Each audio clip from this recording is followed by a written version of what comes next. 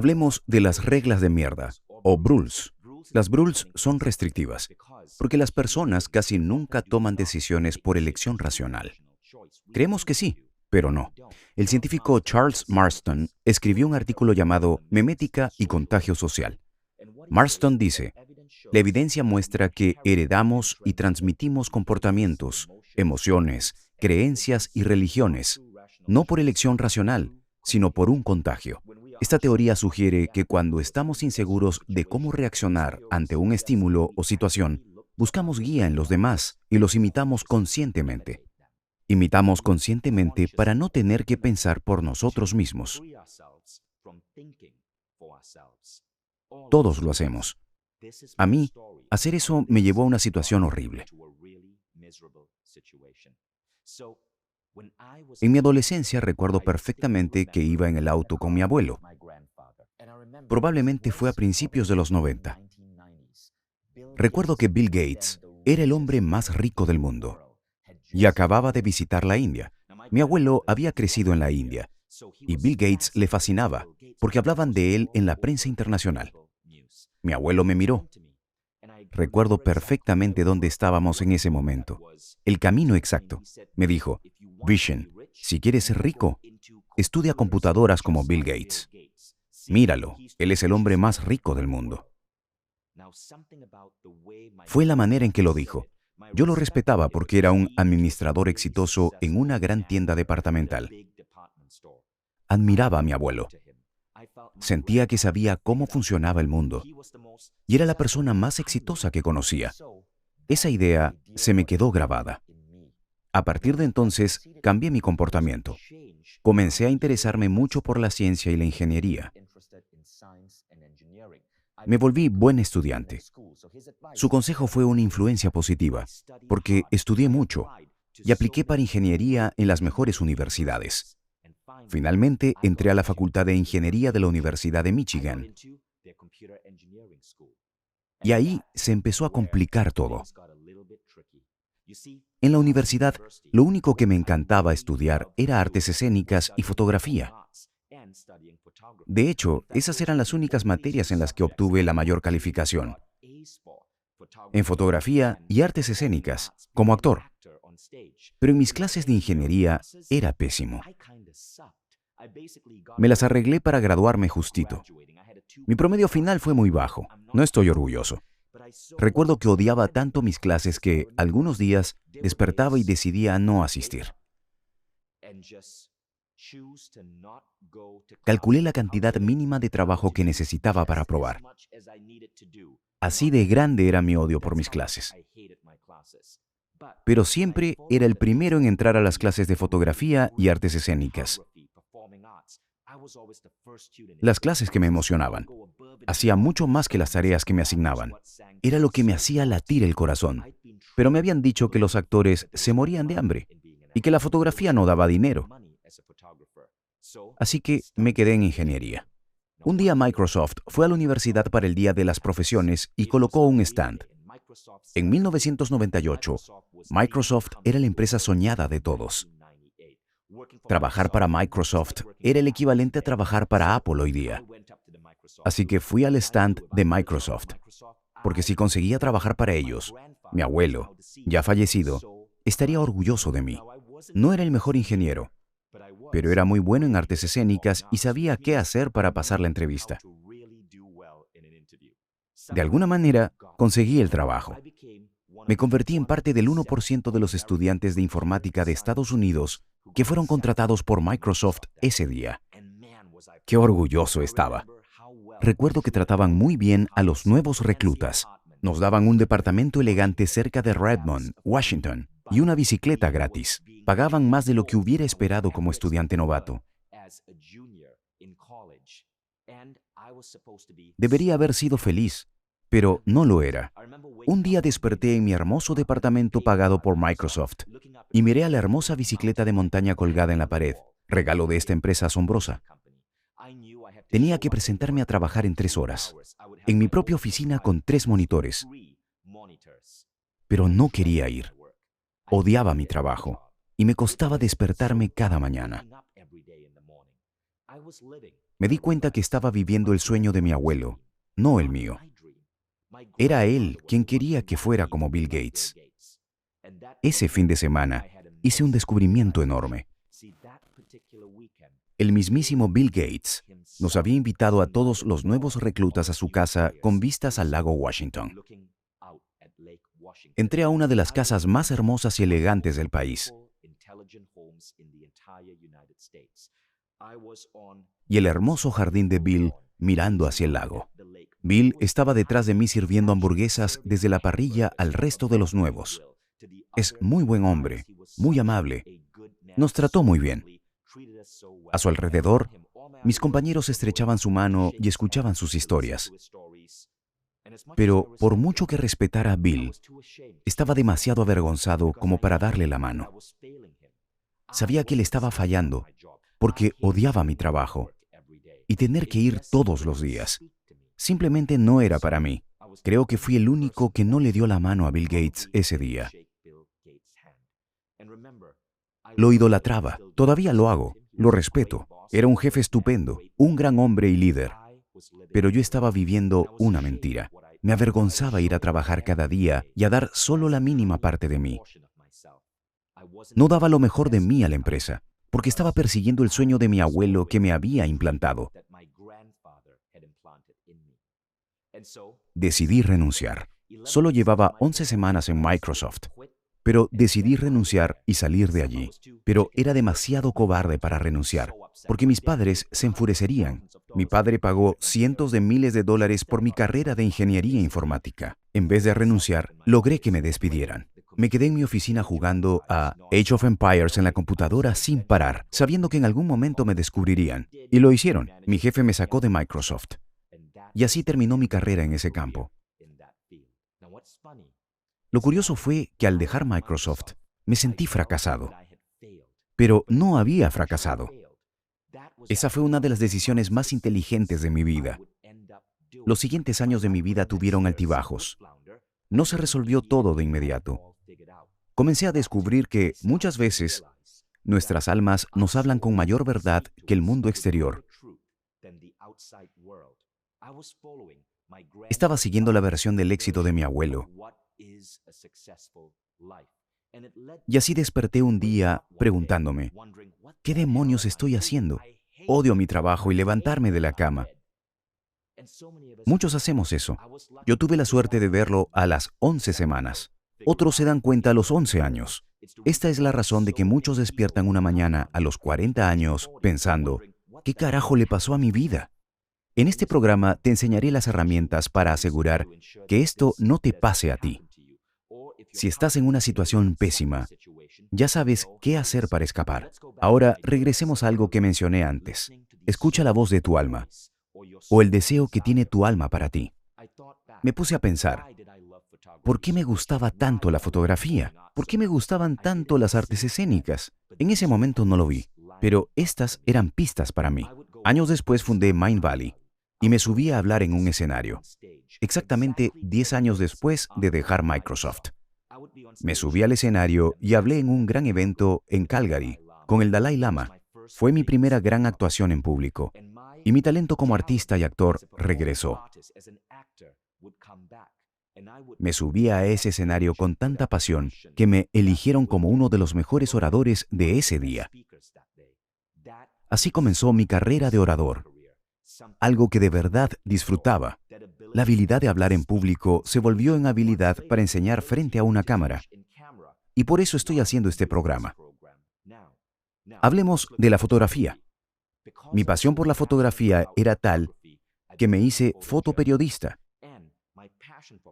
Y enfoqué esa pasión en darle a Mindvalley una de sus mayores ventajas competitivas.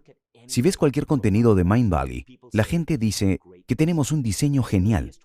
Ya en 2011, los expertos nos decían que estábamos cambiando la industria porque llevábamos estética, diseño y belleza a todos nuestros sitios web y productos. Si miras este programa hoy mismo, puedes ver la estética de su grabación. Mis clases de fotografía se convirtieron en un camino de migajas que me llevó a mi destino.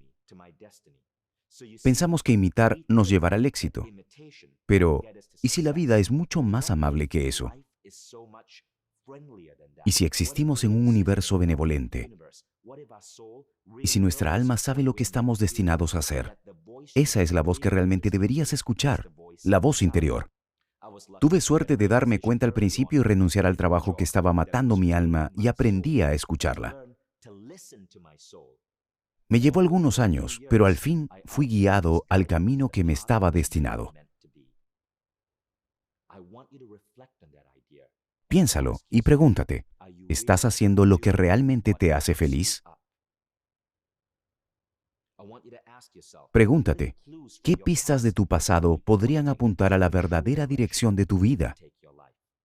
Te daré una herramienta que te ayudará a descifrar la respuesta. Descubre qué creencias, estructuras mentales e ideas de lo que está bien pudiste haber adoptado, posiblemente por imitación, como yo imité la definición del éxito de mi abuelo.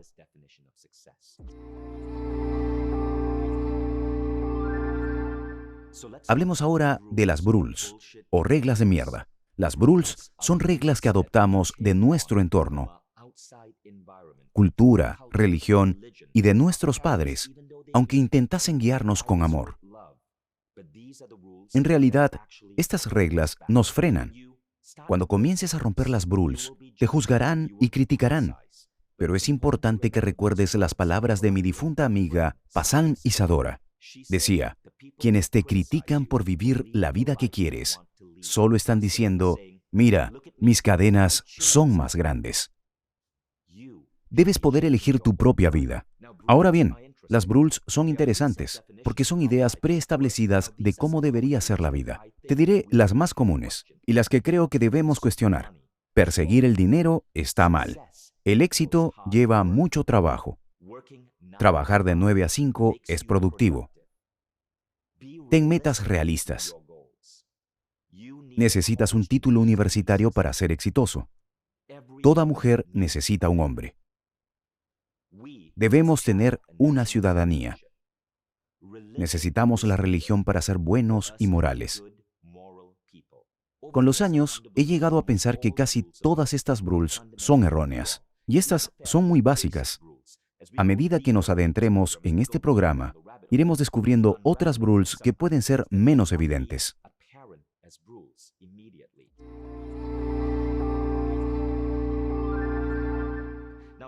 La pregunta es, ¿cómo aprendemos las BRULS? Adoptamos creencias limitantes de 5 formas. La primera es el adoctrinamiento infantil.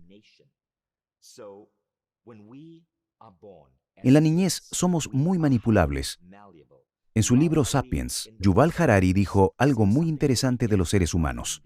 Dijo, la mayoría de los animales nacen con una miniatura del animal adulto, pero los humanos no. Los humanos nacen como vidrio fundido. Por eso, podemos criar a nuestros hijos para que sean cristianos o budistas, socialistas o capitalistas, para ser seguros o inseguros. En la niñez, nos dan forma. Una de las partes fundamentales del ser humano es el campo cognitivo, el campo de los pensamientos. Y eso, amigos, es lo que nos implantan al crecer. Solemos adoptar las creencias de nuestros padres, maestros, abuelos y del resto de quienes nos rodean en nuestra niñez. También nos implantan BRULS las figuras de autoridad, principalmente políticos. Si has visto las noticias últimamente, habrás visto los escándalos de gobiernos de todo el mundo, porque los políticos han mentido descaradamente para ganar votos. Han usado anuncios de Facebook, dirigidos con cuidado para hacernos creer mentiras. Sé consciente de cómo adoptamos ciegamente las ideas que nos implantan los políticos. Cuando percibimos a una persona como líder, adoptamos automáticamente sus creencias. La tercera forma es la necesidad de pertenecer. Esta mañana, mientras veía las noticias, vi en CNN.com a una mujer que había escapado de un culto. Cuando le preguntaron, ¿por qué te uniste a un grupo de supremacistas blancos? Ella contestó que pensaba que la mayoría de los reclutas del culto entraban porque se sentían solos y aislados. Dijo que entró por soledad. Y podemos aprender algo de esto. A veces adoptamos rules limitantes porque queremos pertenecer a determinado grupo de personas. Quizás sea la cultura laboral de la empresa que nos contrata, nuestra religión o las creencias del grupo étnico con el que nos identificamos. Aunque estos grupos nos den un sentido de pertenencia, muchas veces pueden tener rules muy peligrosas. Por favor, sé consciente de eso. Nuestros cerebros no son máquinas racionales perfectas. Al nacer, somos muy susceptibles al entrenamiento y al hacernos adultos tendemos a seguir a los líderes.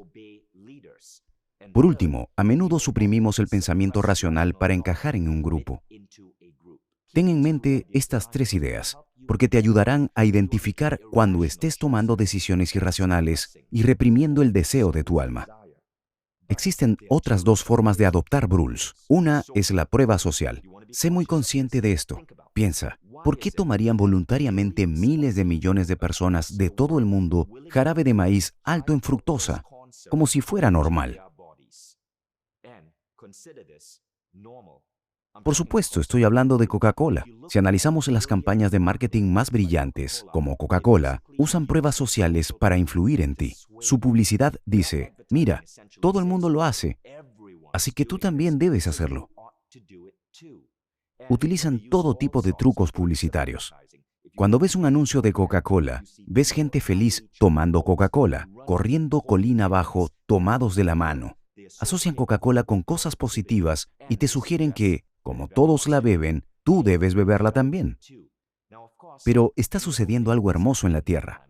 Y es que, a medida que despertamos, comenzamos a ver el engaño de empresas como esta. Así sucedió con la industria del tabaco.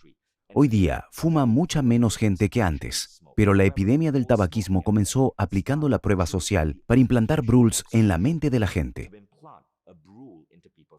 A principios de los años 60 y 70, las tabacaleras pagaban a los ejecutivos de Hollywood para que mostraran a las estrellas fumando en la gran pantalla. Eso es la prueba social. Si todo el mundo lo hace, tú deberías. Estate muy atento a las ocasiones en las que adoptas comportamientos, creencias y prácticas solo porque parece que los demás lo hacen. La quinta forma en que aprendemos rules es por nuestras inseguridades internas. La fábrica de significados en nuestra cabeza. A medida que profundicemos en este programa, iremos arreglando esas inseguridades. Pero funciona así. Estás en el trabajo y lo haces muy bien, pero otro recibe el mérito. Esto sucede porque aún no eres injodible. Creaste un significado. No soy digno. O no se me reconoce.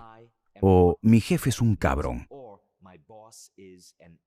También inventas excusas, como que la otra persona era más guapa, o habló más, y por eso recibió el reconocimiento y la vida es injusta. Nuestras inseguridades internas provocan que hagamos rules y vivamos con estos sistemas operativos, sin darnos cuenta de que son inventados. Cuando prestas atención a estas 5 formas, aprendes a identificar y a eliminar las rules que has adoptado sin razón. Te las repito. Adoctrinamiento infantil, figuras de autoridad, necesidad de pertenecer, prueba social e inseguridad interna. Recuerda lo que dijo Tim Ferriss. Fuera de las leyes legales y de la física, todas las demás reglas están para romperse. Escucha a tu alma y rompe las rules.